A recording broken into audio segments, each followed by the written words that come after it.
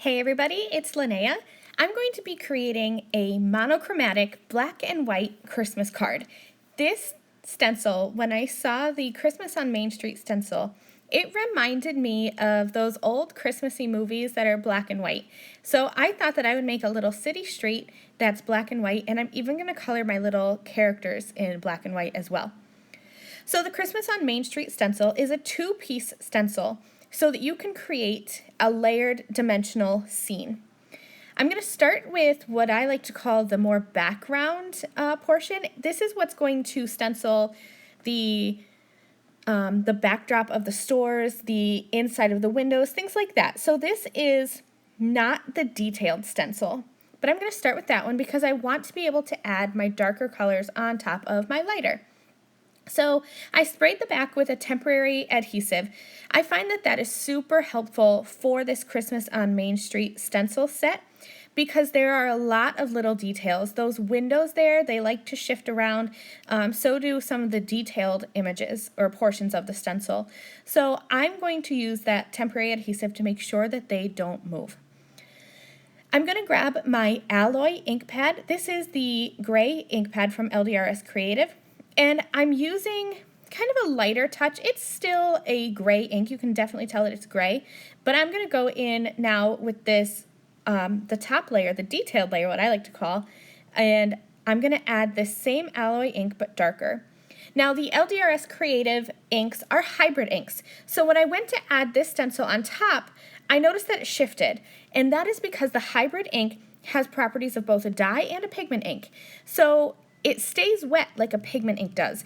You can't tell to the touch. The ink won't smear when you run your fingers across it, but it kind of sits in that paper. So I did heat set that, and then I didn't have any problems adding that second layer of the Christmas on Main Street stencil on top. I'm using that same alloy ink pad and an ink blending brush, and I'm just going to give my arm a good workout and make sure that I get this ink on here nice and thick and dark. That gives me that tone-on-tone look, but only using one ink pad. So look at this. Isn't it so cute? It's kind of like a gray scale, and then there's little pops of white in there. I wanted to kind of bring out some additional highlights. So I have a clear glitter pen.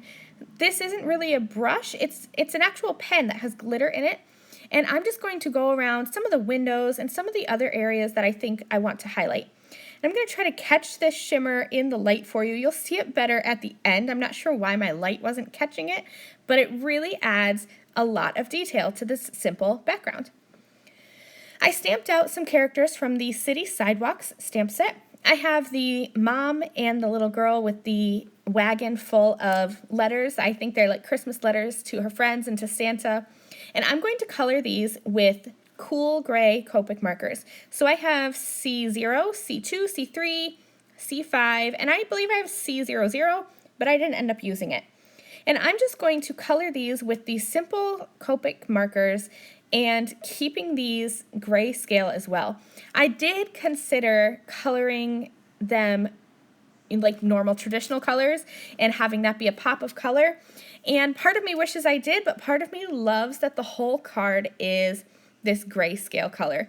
And I just want to mention how weird it was coloring their skin gray. I started with their skin and they looked sickly, but then once I got everything all colored, it ended up looking just like a grayscale Christmas movie. So once I'm all done coloring, I'm going to take the coordinating City Sidewalks dies, position them over these little characters, and I'll tack them in place with a little bit of purple tape just to hold them down. Then I'm going to run these through my die cutting machine, and I'll have these cute little characters perfectly cut out and ready to place on my scene. So here's where I realized that I don't have a sentiment. I do this often. I get to the end of my card and a sentiment is almost like an afterthought. So when this happens to me, I grab a banner die, and these folded ribbon banner dies from LDRS are part of their new release, and I just love them because they give instant depth and dimension. I'm going to stamp a sentiment onto that from the City Sidewalk stamp set. I'm using Kiss Me Red hybrid ink. I'm going to double stamp this just to make this a brighter red. I considered doing black, keeping with the whole grayscale theme, but I thought it was okay to add a little pop of color with the sentiment. Now what makes these special is that all you need to do is fold on these score lines, fold back and then fold forward, and you have an instant dimensional banner for your card. I added my City Sidewalks characters with foam tape. Then I'm just going to use some liquid adhesive on this folded ribbon banner die. And I like to use a liquid adhesive because you can see me kind of moving it around here, making sure that it's perfect. Once I get it perfectly in the center, I'll call this card all finished. So I hope you like this. I hope you're inspired by this grayscale look and that you'll take your supplies and that you'll be inspired by this to create your own grayscale card. Thank you guys for watching. I'll see you soon. Bye.